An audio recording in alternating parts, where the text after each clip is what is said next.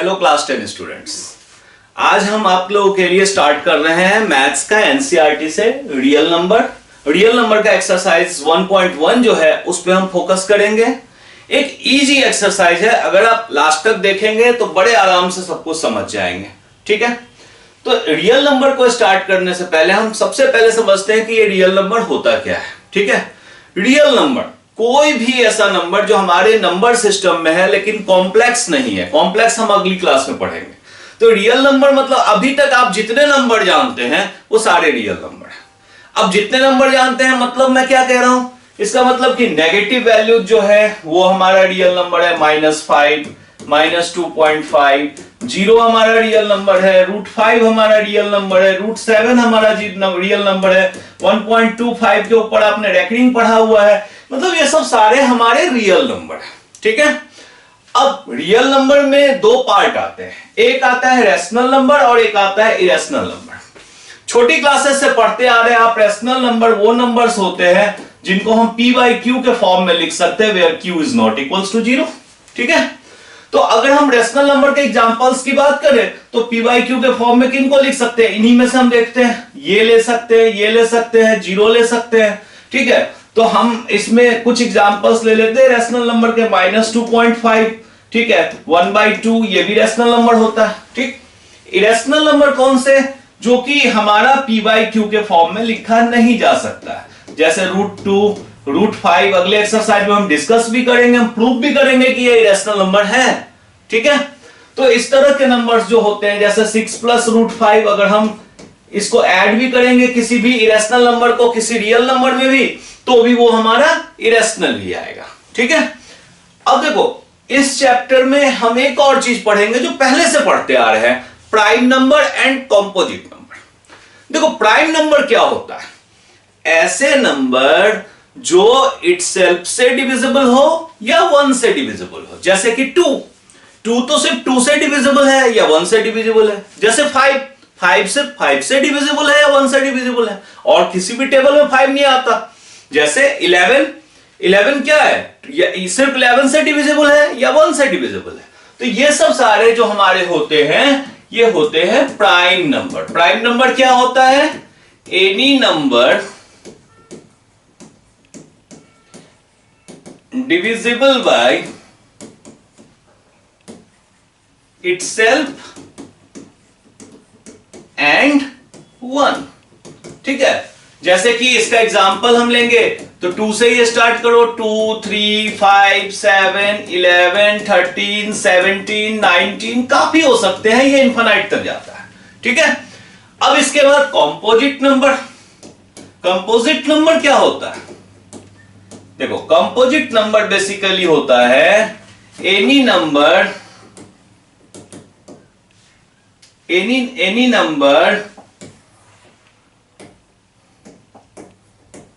divisible by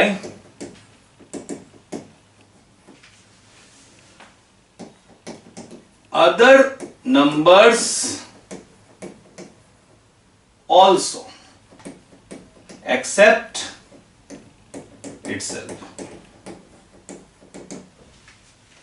ठीक है, मतलब अपने आप से छोड़ के बाकी नंबरों से भी जो डिविजिबल होता है वो हमारा कंपोजिट नंबर होता है। जैसे कि 4 ये 2 से भी डिविजिबल है, जैसे 12 ये 3 से भी डिविजिबल है, 4 से भी डिविजिबल है, 6 से भी डिविजिबल है। तो ये हमारे जो होते हैं ये कंपोजिट नंबर होते हैं। एक सिंपल लैंग्वेज में हम ये कह देते हैं कि अच्छा ठीक है, हमारा जो रेशनल नंबर्स है उसमें जो हमारा प्राइम नंबर नहीं है वो हमारा कंपोजिट नंबर है।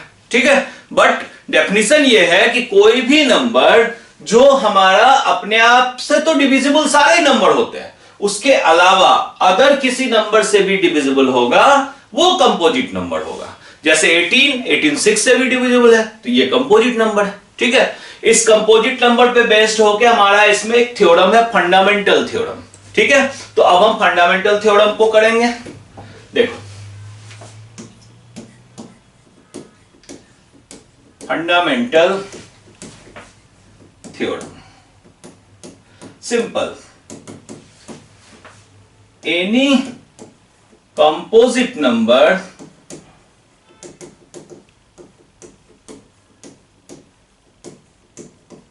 can be written as unique prime factors. ठीक है, any composite numbers can be written as unique prime factors. Position of factors can be different. देखो, अब इस थ्योरम का हम कुछ एग्जांपल ले लेते हैं. अब जैसे मान लो कि हम लेते हैं 44. ठीक, 44 को हम ये देखते हैं, एक इजी वे बता रहा हूं प्राइम फैक्टर करने का, कि 11 से अगर डिवाइड करोगे तो ये आएगा 4, 2 से फिर लगेगा इसमें 2, मतलब अब 2 से लगेगा तो 1, यानी 44 को हम लिख सकते हैं 11 मल्टीप्लाइड 2 मल्टीप्लाइड 2. ठीक है, ये इसका प्राइम फैक्टर है. तो अब आप देखो 44 को ये एक यूनिक प्राइम फैक्टर है जिसमें हम ब्रेक कर सकते हैं. अब ऐसा नहीं है कि 44 में कभी 3 आ जाएगा, ऐसा नहीं है कि 44 में 7 आ जाएगा. जब भी आएगा यही आएगा.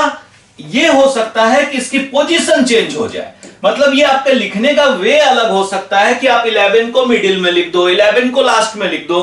तो यही हमारा फंडामेंटल थ्योरम है. इसी पे बेस्ड हमारा एक्सरसाइज 1.1 है जिसको अब हम क्लियर करेंगे. ठीक है, और क्वेश्चंस के साथ साथ आपके कंसेप्ट भी क्लियर होते जाएंगे. जितनी भी आपकी कोई कंफ्यूजन भी होगी वो इसके साथ साथ आपके क्लियर हो जाएंगे. ठीक है, देखो सबसे पहला है express each number as product of its prime factors. Express is numbers as product of its prime factors. अभी जो मेथड मैंने यूज किया वो प्राइम फैक्टर फाइंड करने का सबसे बेस्ट मेथड है. आप क्या करो, ऐसे डिवाइड लगा लो. अब देखो 2 से आपने डिवाइड किया तो 2 7 या 14 70. अगेन 2 से लग रहा है, चलो 2 से लगा लो. 2 3 या 5 35. अच्छा, अब 2 से नहीं लग रहा, 3 से भी नहीं लग रहा, ये आपकी प्रैक्टिस से आ जाएगा. अब देखो 5 से लग रहा है, 5 7 या 35 एंड 7 1 या 7. ठीक है, तो इसका मतलब ये हुआ कि हम कह सकते हैं कि 140 का जो प्राइम फैक्टर होगा वो होगा 2 2 5 and 7. 2 into 2 into 5 into 7. That's it. ठीक है, हमें यही प्राइम फैक्टर के रूप में इसको लिखना था. सारे ही एक जैसे हैं. मैं एक और आपके लिए कर देता हूं कि कहीं कोई कंफ्यूजन ना रहे. थर्ड है 3825. अब देखो इसका प्राइम फैक्टर, हमें इसमें कोई रूल नहीं है कि पहले हम 3 से ही लगाएंगे या 7 से ही लगाएंगे. जो आपको स्ट्रेट दिख रहा है पहले आप उसको यूज कर लो. इससे क्या होगा, ये धीरे धीरे आपके लिए सिंपल होता जाएगा. देखो 140 से सीधा 70 35 7 छोटा होता जाएगा. तो हम ऐसा करते हैं, सबसे इजी मुझे 5 लग रहा है क्योंकि श्योर है पीछे 5 है तो ये 5 से डिविजिबल होगा. अब देखो 5 7 जा 35 32, 5 6 जा 32 और 5 5 जा 25. ठीक है, ये आ जाएगा आपका 765. अब इसके बाद फिर से 5 से लगाओ. 5 1 जा 5, 5 5 जा 25, 5 3 जा 15. ठीक है, बहुत छोटा हो गया.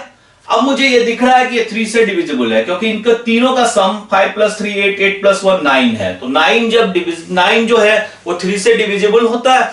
तो सम जब 3 से डिविजिबल होगा तो वो 3 से नंबर भी डिविजिबल होगा. तो 3 5 जा 15, 3 1 जा 3. अगेन ये 3 से डिविजिबल है. 3 17 3 जा 51 होता है.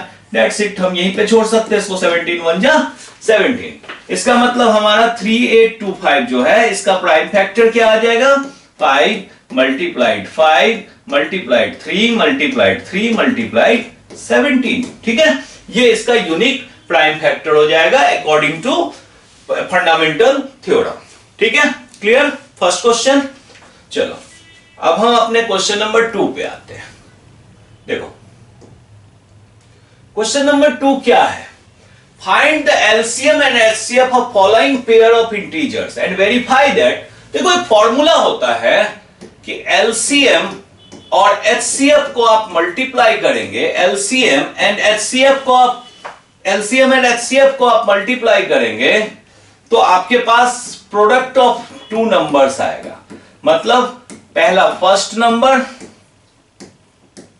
Multiplied second number. ठीक है, इस फॉर्मूले को हम कई क्वेश्चन में यूज करेंगे। अब देखो, हमें यह चेक करना है कि इनमें आप पहले तो एलसीएम और एचसीएफ फाइंड करो और वेरीफाई करो कि क्या ये दोनों के प्रोडक्ट के इक्वल है। अब देखो, एलसीएम और एचसीएफ फाइंड करने का क्या तरीका होता है, सबसे इजी तरीका। पहले तो देखो 26 है और 91 है। ऐसा करो, 26 में आप इसके प्राइम फैक्टर फाइंड कर लो। 2 से किया मैंने 13, बस आगे कुछ नहीं है। 1 वाला पार्ट आप नहीं भी लिख सकते हो या 13 1 या 13 लिख भी सकते हो, ठीक है। 91 में क्या है, हम देख लेते हैं, 13 से ही डायरेक्ट लग रहा है। 13 7 जा 91 एंड 7 1 जा 7। इसका मतलब 26 जो है वो क्या है, 2 इंटू 13, और 91 जो है वो है 13 इंटू 7। देखो, एचसीएफ निकालना तो बहुत ही आसान होता है, सिंपल। एचसीएफ में हम सिर्फ ये देखते हैं कि प्राइम फैक्टर में कॉमन क्या है। ये 13 दोनों में कॉमन है, ठीक है, तो एचसीएफ हमारा हो गया 13। क्लियर? और कुछ नहीं करना है, 13 हमारा एलसीएम एचसीएफ हो गया।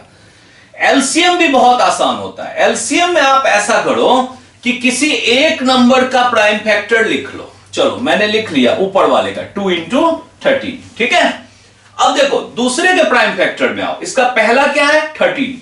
13 अगर यूज हो गया है तो अब इसको नहीं लेना है, ठीक है। लीस्ट कॉमन मल्टीप्लायर, मतलब हमें लीस्ट रखना है इस नंबर को। तो 13 मेरा ऑलरेडी यहां है तो 13 नहीं लेना है, लेकिन 7 तो नहीं है ना, तो 7 यहां पे हमें लेना है, ठीक है। तो इसका मतलब एलसीएम कितना आ जाएगा इसमें, 13 7 जा 91 मल्टीप्लाइड 2, ये आ जाएगा 182, ठीक है। अब हमारे पास एलसीएम भी आ गया और एचसीएफ भी आ गया, और हमें यह दिखाना है कि इनका जो प्रोडक्ट होगा ये इन दोनों के नंबर्स के प्रोडक्ट के इक्वल होगा। तो देखो, एलसीएम मल्टीप्लाइड एचसीएफ, तो एलसीएम मल्टीप्लाइड एचसीएफ के लिए ये है 13 और ये मल्टीप्लाइड है 182, ठीक है। इनका मल्टीप्लीकेशन कर लो, 13 2 जा 26, 13 8 जा 104 और 2 106। अब हमारे पास आ गया 10, 13 1 जा 13 एंड 10 23, 2 3 6 6। और अब हम मल्टीप्लीकेशन ऑफ नंबर ले लो, मल्टीप्लीकेशन ऑफ नंबर्स। देखो, मल्टीप्लीकेशन ऑफ नंबर्स क्या आएगा, 26 और 91। 26 और 91, वैसे तो मैं बिल्कुल बेसिकली आपको दिखा भी सकता हूं, ये 13 था और 182 था। मैं 26 को लिख सकता हूं 13 इंटू 2 इंटू 91, तो 91 इंटू 2 182 होता है, तो ये बिल्कुल यही नंबर आएगा ही आएगा, 2366। दैट मीन्स हमारे दोनों नंबर्स का प्रोडक्ट जो होता है वो एलसीएम और एचसीएफ के मल्टीप्लीकेशन के इक्वल होता है। ये बहुत इंपॉर्टेंट कंसेप्ट है, बार बार हम यूज करेंगे, और पेपर में नॉर्मली 1 मार्क्स या 2 मार्क्स में एक क्वेश्चन इस पे आता ही आता है। उम्मीद करते हैं अभी तक आपको समझ में आ रहा होगा, ठीक है। अब इसमें बाकी आप प्रैक्टिस करोगे, सब एक ही जैसे क्वेश्चंस हैं, इसलिए हम इसमें एक जैसे क्वेश्चंस में आगे बढ़ते हैं, जिससे कि अब आपको आगे के कंसेप्ट्स को समझने में आसानी हो। देखो, थर्ड क्वेश्चन है, find the LCM and HCF of the following integers by applying the prime factorisation method. अभी जो हमने मेथड किया था वही प्राइम फैक्टराइजेशन मेथड होता है। क्वेश्चन नंबर 3 का 1, इसमें हमारे पास है 12, इसमें हमारे पास है 15 और इसमें हमारे पास है 21। सबसे पहले देखो, 12 का प्राइम फैक्टर क्या आएगा। 12 में 2 से ले लो आप, 2 6 या 12 एंड 2 3 जा 6, तो हमारा 12 का जो प्राइम फैक्टर आ जाएगा ये आ जाएगा 2 इंटू 2 इंटू 3। इसके बाद आ जाओ आप 15 पे। 15 में 3 5 जा 15, बस, तो 15 का प्राइम फैक्टर आ जाएगा हमारे पास 3 मल्टीप्लाइड 5। इसी तरह से 21 में ले लो, 3 7 जा 21, तो ये आ जाएगा 3 इंटू 7 विच इज 21। अब देखो, इसमें हमें एलसीएम और एचसीएफ फाइंड करना है, तो सबसे पहले एचसीएफ फाइंड करते हैं। एचसीएफ में हमें यह देखना होता है कि क्या कोई भी नंबर प्राइम फैक्टर में कॉमन है।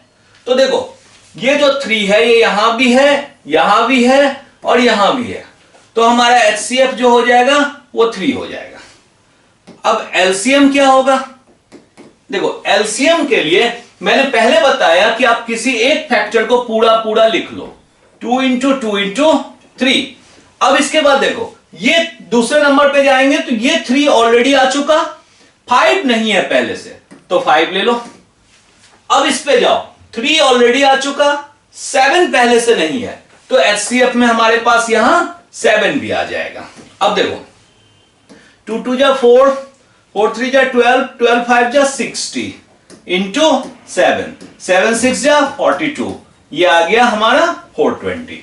HCF आ गया 3 और LCM आ गया 420। ठीक है, ये प्राइम फैक्टर की मेथड से किसी को भी फाइंड कर सकते हो। इसमें मैं एक और आपको बता रहा हूं, लास्ट थर्ड वन। देखो थर्ड वन में है 8 है, 9 है एंड 25 है।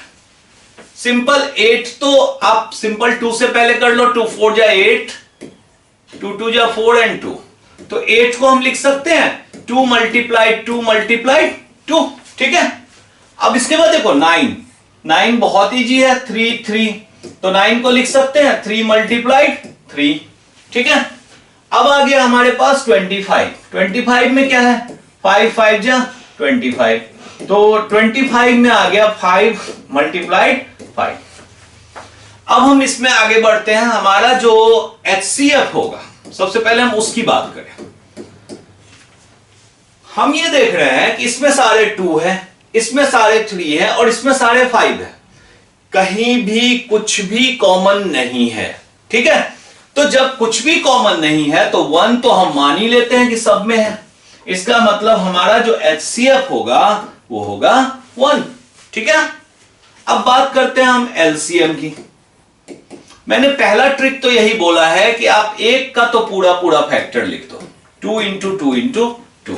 ठीक है, अब देखो 9, 9 में 2 टाइम्स 3 थे, यहां 3 है ही नहीं, यानी 2 टाइम्स 3 हमें इसको देना पड़ेगा।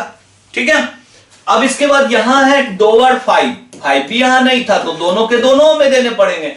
दैट मीन्स कि इनका जो LCM होगा वो बेसिकली इनका मल्टीप्लीकेशन होगा। अब देखो ये क्या आ रहा है, 8 9 और 25, जो नंबर्स थे 8 9 और 25, 8 9 25। सबसे आसान है 25 8 जा 200 इंटू 9, 9 2 जा 18, मतलब इसका LCM क्या आ जाएगा 1800। ठीक है, अगर कोई भी कॉमन फैक्टर नहीं होगा तो स्ट्रेट में उनका मल्टीप्लीकेशन ही उसका LCM होता है और HCF 1 होता है। ठीक है, क्लियर हो रहा है? ठीक है, अब इसके बाद हम आगे बढ़ते हैं इसमें question number 4, the most important question. इस पे मैंने सेपरेट भी एक शॉर्ट बनाया हुआ है जो काफी लोगों को पसंद आ रहा है। ठीक है, तो आप अब ये देखो क्वेश्चन नंबर 4,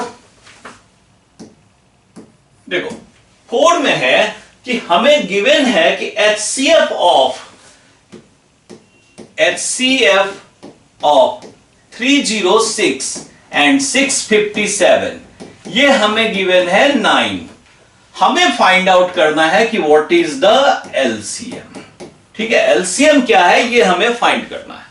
अब देखो हमने सिंपल सा रूल पढ़ा है कि LCM मल्टीप्लाइड HCF, ये क्या होता है, ये होता है first number multiplied second number, first multiplied second number. That means अगर हमें LCM फाइंड करना है, HCF हमारा गिवन है 9, फर्स्ट नंबर है 306 एंड सेकेंड नंबर है 657। ठीक है, क्लियर? इसका मतलब हमारा LCM क्या आ जाएगा, LCM आ जाएगा 306 इंटू 657 को आपको डिवाइड कर देना है 9 से।